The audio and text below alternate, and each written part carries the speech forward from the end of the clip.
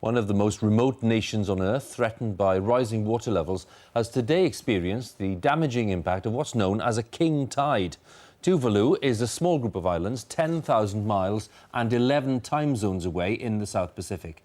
Islanders fear that the area could disappear within 50 years if action isn't taken over climate change. Well, our environment correspondent, David Shookman, has travelled to the islands, and we can join David there now. Hugh, thank you. It's a stormy time here in the heat of the South Pacific, just the combination of high tides and strong winds that people dread. Because Tuvalu is so low in the water, it really does run the risk of becoming the first country to fall victim to the way our climate is now changing. Incredibly beautiful, but incredibly vulnerable. The fragile strips of green that make up this country only just break the surface of the ocean. But for how much longer? The mighty waves of the Pacific pound the shoreline during what's called a king tide, the highest tides of the year, and the effects can be devastating. This is the island's main road.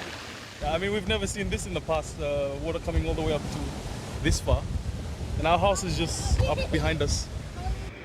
But the water also surges up from underground, through the coral the islands are built on. In the space of an hour, the lowest areas are all flooded.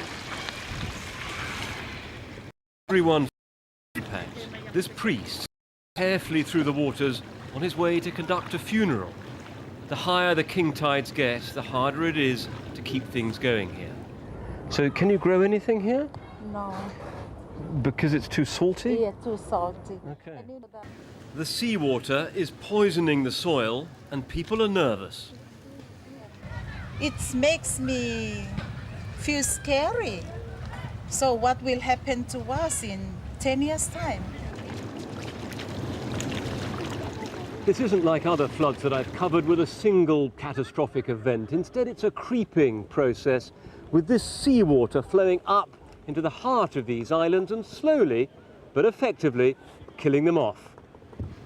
The water bubbles up in tiny streams, and everywhere you look, it just lies on the surface. And the problem is getting worse. At the harbour, the rising swell is monitored by an Australian system. The measurements go back 15 years. And at the local Met Office, they say the king tides are getting higher, a trend forecast to continue. In prediction, the next 5 to 10 years, the king tide getting worse and it getting higher than normal. Then most of the coastal areas would be washed out. The implications are alarming. A typical high tide reaches about 2.5 meters. A king tide like now can be more than 3.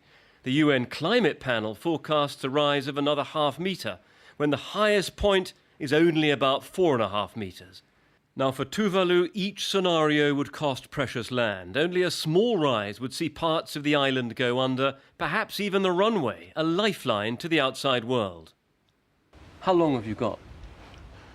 Not more than 50 years. In fact, some of the islands have already disappeared. Please help us. You cause climate change.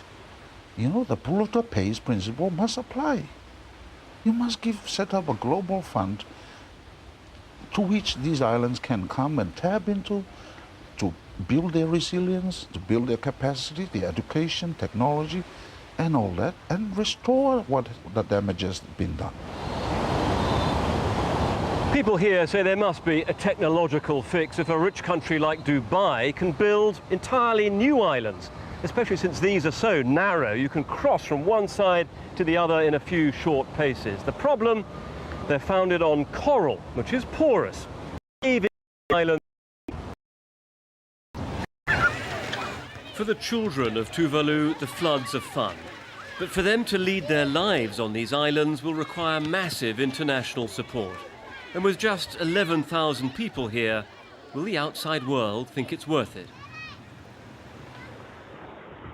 Now, of course, Tuvalu does get some aid, but not nearly enough to keep the rising sea at bay. So the international community faces very soon a difficult choice of whether to draw a line between those who get saved and those who don't. And in the meantime, People here are getting ready for another king tide. Right now it's low. It's due to get very high in about 8 hours' time. Back to you in the studio. David, thank you very much. David Shukman there, our environment correspondent in Tuvalu.